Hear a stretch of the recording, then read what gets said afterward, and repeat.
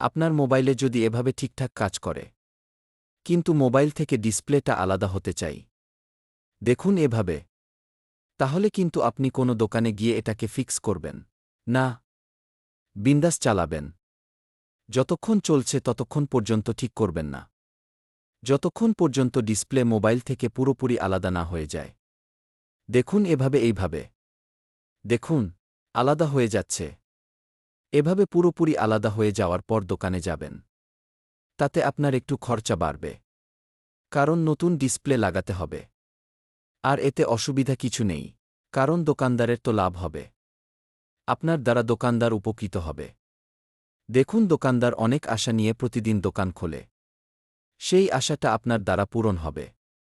কিন্তু আপনি যদি আগেই দোকানে যান, তাহলে অনেক কম খরচের মধ্যে আপনার মোবাইলের ডিসপ্লে ফিক্স হয়ে যাবে। এতে কিন্তু দোকানদারের কোনো লাভ হবে না।